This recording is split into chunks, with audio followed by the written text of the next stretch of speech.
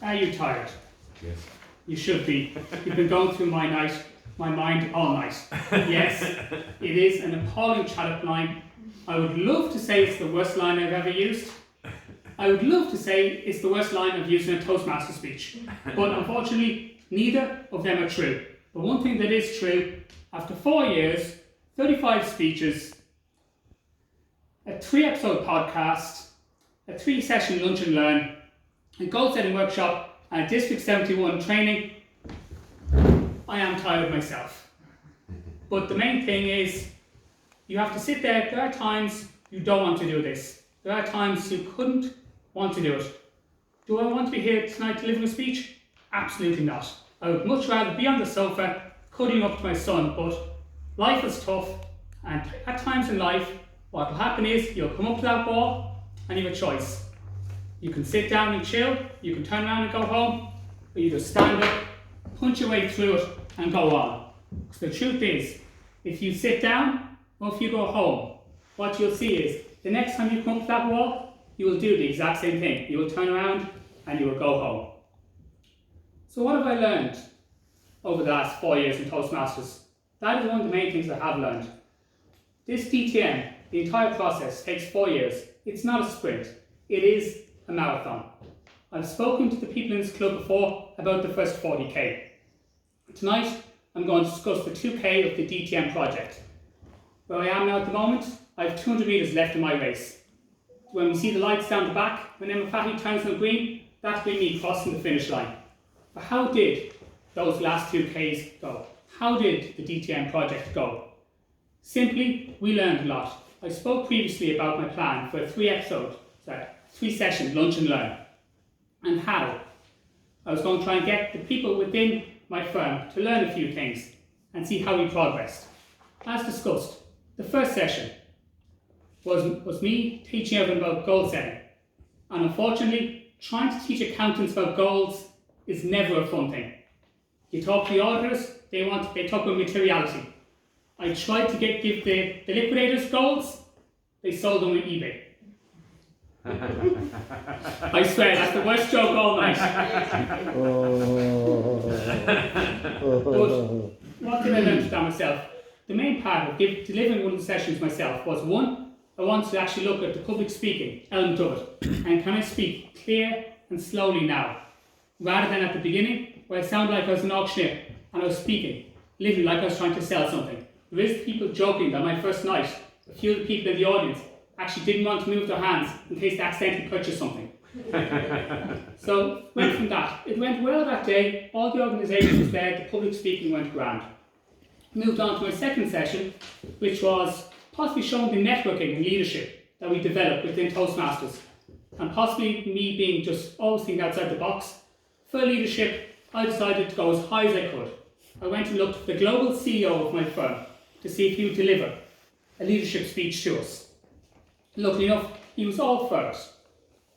And what I loved about that was most people in the firm wanted to answer one simple question. How does someone go from a religion teacher to the global CEO of a top 10 accounting company? He's done it, so there was people in there who wanted to see, let alone how you cross borders like that, but also, what can people actually bring from the theology background to the modern accounting? And what can we learn that helps us progress? And the one lesson he gave that day that we all took away was to give every person your best 30 seconds.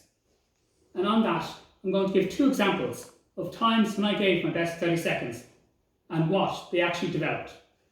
A couple of years ago, I ran the Chicago Marathon. About 5 kilometers from the end, I was dead. I was looking for an excuse to stop. I happened to catch up with this elderly gentleman who, amazingly enough, was actually worse than me. I didn't think at the time it was possible. I decided to slow down and just help him along the last 5k. Trying to be a good Samaritan, I just wanted to rest. But we both got to the finish line, we looked at each other, okay, bye. And I never thought any more about him. About 6 months later, a message arrived into my LinkedIn. And this fellow was here going, oh, hi Philip. My brother was telling me to make contact with you. So looking at the name going, I have no idea who this is. Apparently the gentleman was going from the States, moving to Ireland, and was looking for tax advice. about 3-4 minutes into the call with client to understand it, he sort of made some comment about how his brother hasn't run properly since I dragged him over the finish line in Chicago. And I just sort of thought to myself, though, hardly.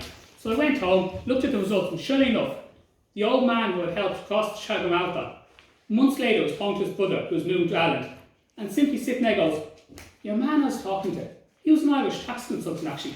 I'm sure if you look him up on LinkedIn you'll find him. So you never know where they come from. The second similar story. Beginning of 2021, I took part in Momentum, which is a sort of lifestyle seminar at the beginning of every year. And out of that, we had different masterminds came out of it. And I was in one particular one, it lasted for about 2-3 weeks and died. We were all just too busy with other things. But then, suddenly, during the week, an email comes in. It literally starts off, you might remember me, Philip, from the mastermind group last year. I've got a client here who's got a VAT issue. I remember you telling me you were a VAT specialist, so this is possibly something more you could deal with. So evidently, while the mastermind might have only lasted 2-3 weeks, I obviously gave it the best 30 seconds. She remembered me years later and sent on the work.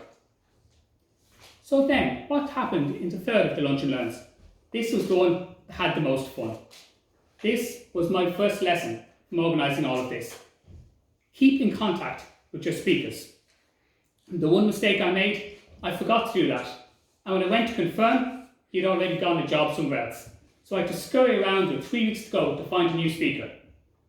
I did. We got the speaker. She gave the seminar. But then, unfortunately, it clashed with mandatory audit training. So while the rest of my sessions had 25, 35 people in them, this one had 10. So it was a lot smaller due to some people had to get pulled away because it clashed with something else. So the second lesson to learn, always make sure when you're working inside your firms, that you make sure there's no other little trainings or seminars on involved across all the different departments to make sure as many people can get the benefit out of it that you can bring to the table. Because the more people that benefit, the more people that win, the more people that grow. So that's it. They were my 3 sessions. There was lots learned from leadership, public speaking, organisation, networking. Plenty to learn. Sure, I know well that when I go to organise the next group of seminars, there will be those points I will pick up on. I will make sure that I make, as they say, there's so many mistakes out there, there's no point repeating the same one twice. So it was an interesting journey, along the last 2K and the previous 2K, the previous 40K. And the one thing I will always say to people is, it's an enjoyable journey. It is one well worth doing it. I think as I look around the room, I think there's 2 or 3 others in here who have gone through the DTM journey before. And will also tell you it is well worth it, particularly for people starting out and want that goal to go and succeed. Because that is the main thing. We are all here to grow, we're all here to progress. And it's always nice to have that goal that we can achieve. And with that, I see the green light is on. The finish line is crossed. The question is not, was my speech good or not? But who within Toastmasters will be the next to take the baton and go for the DTM award? Mr. Toastmaster.